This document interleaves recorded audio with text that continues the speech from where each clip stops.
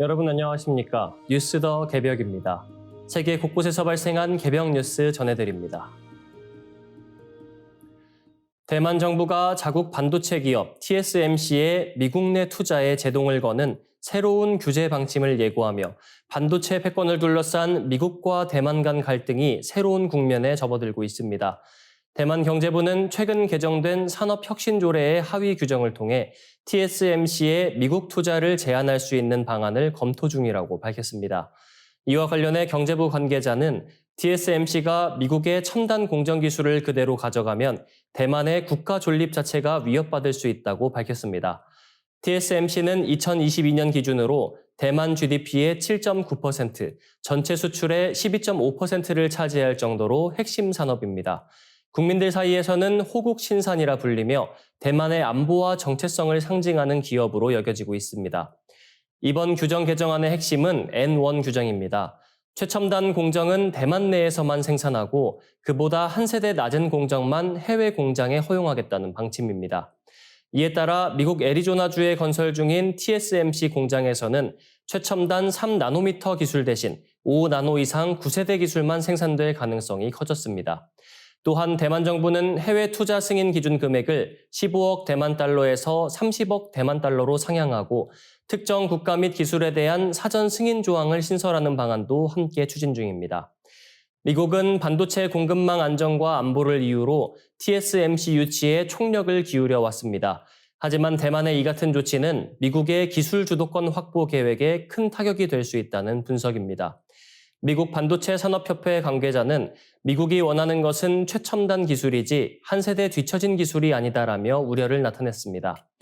이번 사안은 단순한 투자 규제를 넘어 글로벌 반도체 산업의 판도를 바꿀 수 있는 중대 변수로 떠오르고 있습니다.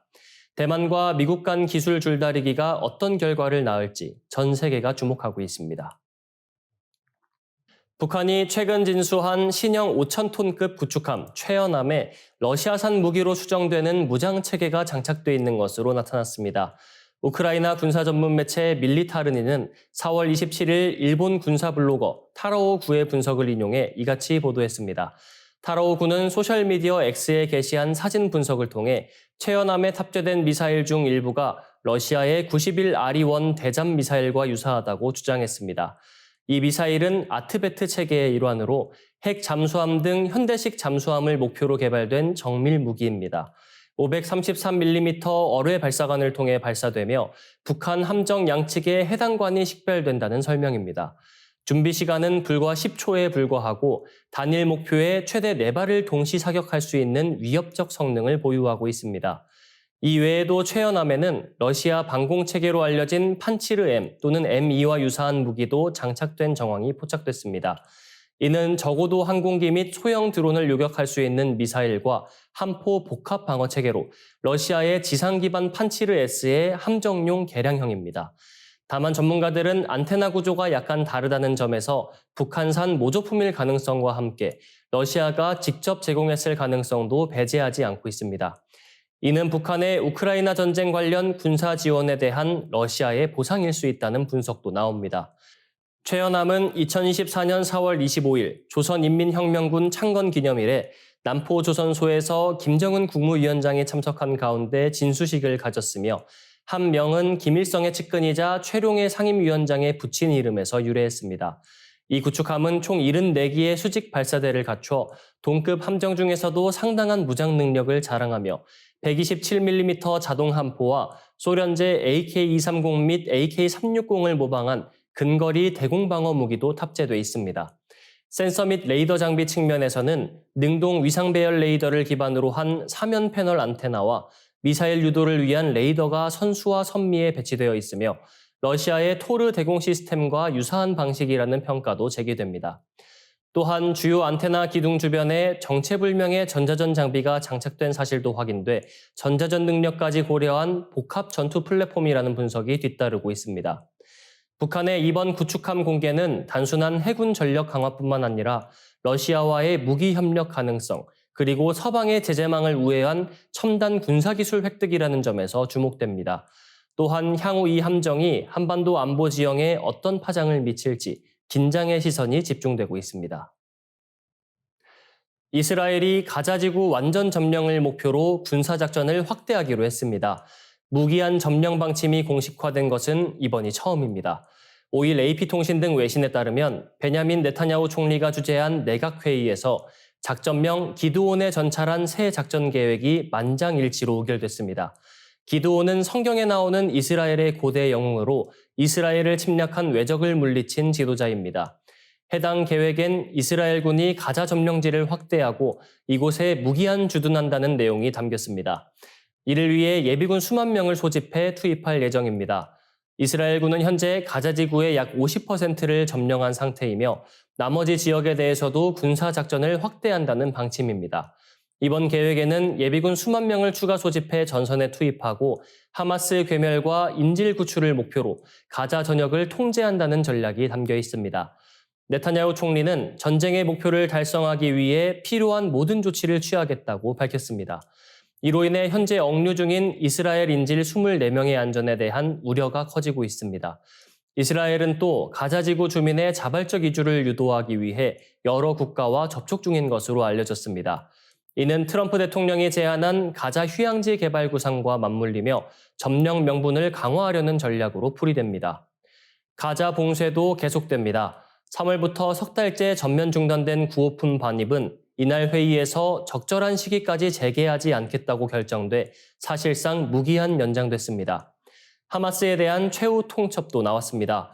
이스라엘 내각의 제브 엘킨 의원은 트럼프 대통령의 중동 순방이 끝날 때까지만 협상의 창을 열어두겠다고 밝혔습니다. 이 일정을 고려할 때 가자 완전 점령은 수개월 내 본격화될 가능성이 제기됩니다. 한편 예멘의 친이란 무장단체 후티는 이스라엘 텔아비브 벤구리온 공항을 미사일로 타격했습니다. 이스라엘과 미국이 협력해 방공망을 가동했지만 격추에 실패해 최소 6명이 부상을 입었습니다.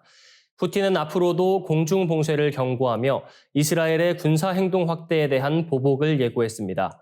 트럼프 대통령과 네타냐후 총리의 관계는 미묘한 기류를 보이고 있습니다.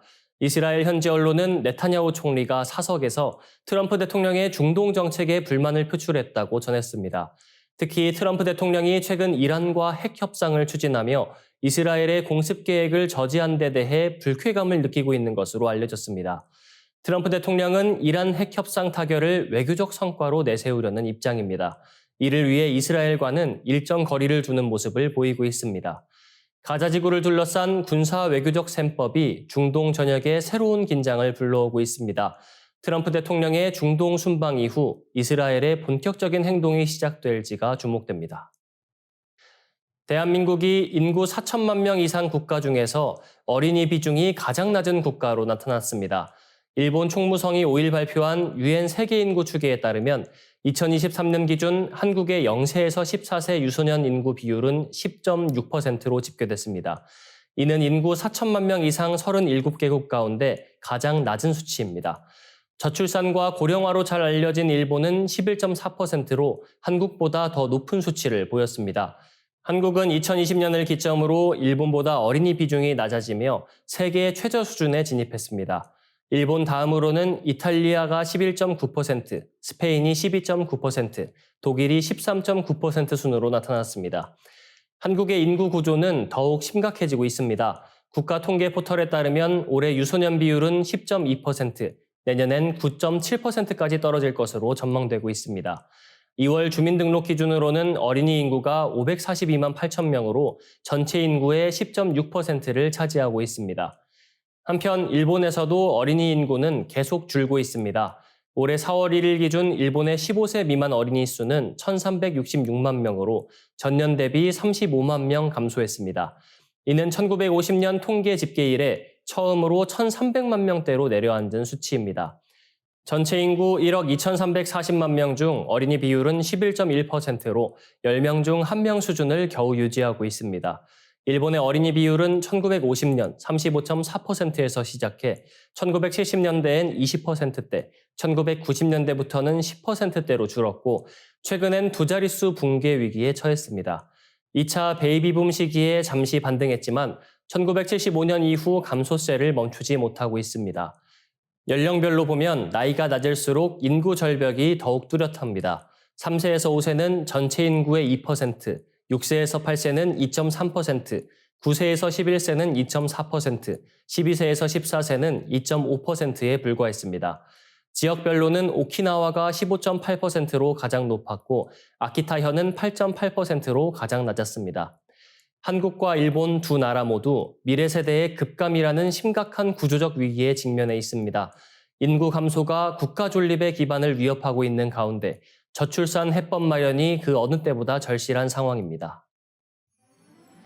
이상으로 뉴스 더 개병 마치겠습니다. 시청해주신 여러분 고맙습니다.